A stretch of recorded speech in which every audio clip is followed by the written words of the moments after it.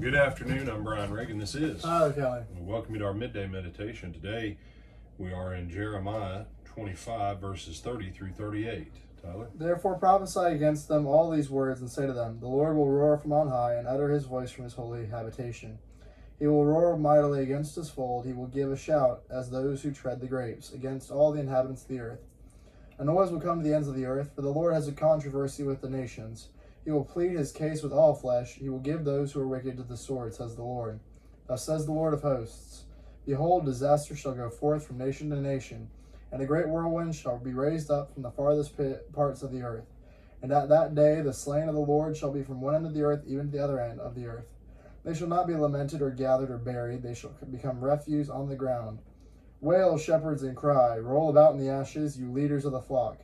For the days of your slaughter and your dispersions are fulfilled. You shall fall like a precious vessel, and the shepherds will have no way to flee, nor the leaders of the flock to escape. A voice of the cry of the shepherds and a wailing of the leaders to the flock will be heard. For the Lord has plundered their pasture, and the peaceful dwellings are cut down because of the fierce anger of the Lord. He has left his lair like the lion, for their land is desolate because of the fierceness of the oppressor and because of his fierce anger. All right. So we have here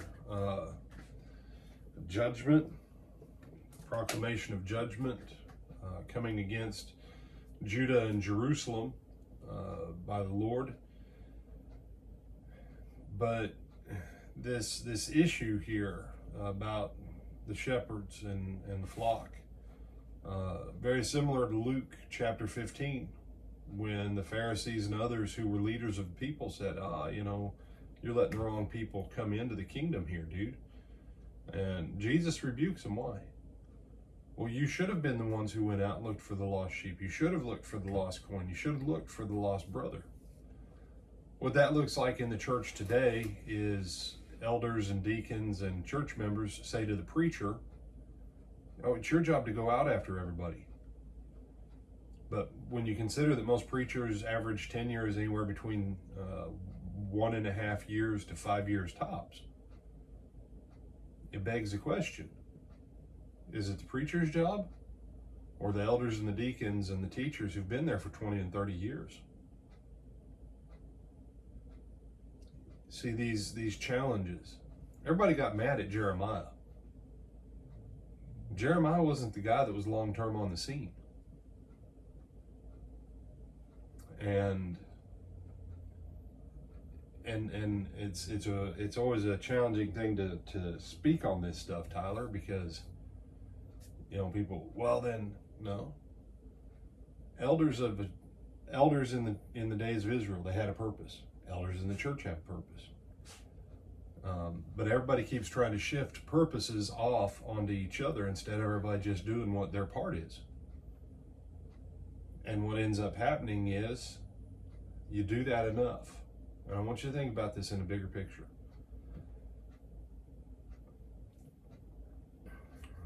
The two or three most pervasive institutions across the United States: schools, churches, and Masonic lodges. Very few counties in America don't have a Masonic lodge.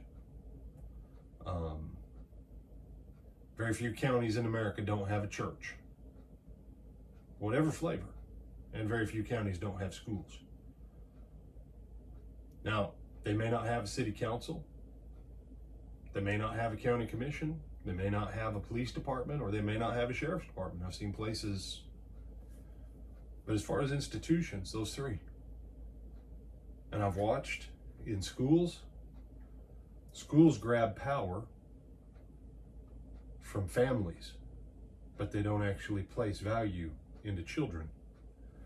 Churches are busy shifting authority and function with each other so that the churches are now stagnant. And the Masonic lodges have shifted that instead of building men in the community to be strong men, they've now shifted to charity works and let their buildings and everything else fall to ruin. You understand, your education, your ethics, and religious philosophy and the builders of your community, when all three of those lose their focus, and their leaders, their shepherds, when they're off track, you understand the whole society goes off its rails. And you have to have all three elements. You have to have manly men who are willing to be manly men and build their communities. You have to have churches that actually do what they're supposed to do in converting people. And you have to have schools that should teach children not information, but teach children how to think correctly, to process information and come to the right decision. And the absence of any one of those three, and they had the same problem in ancient Israel. They didn't have didn't have quite the same institutions, but the same functions of those institutions, and they all lost track. They all lost track. So, anything you want to add, my brother? No, sir. All right, give me your spiel. Like, comment, share, and subscribe. See you tonight.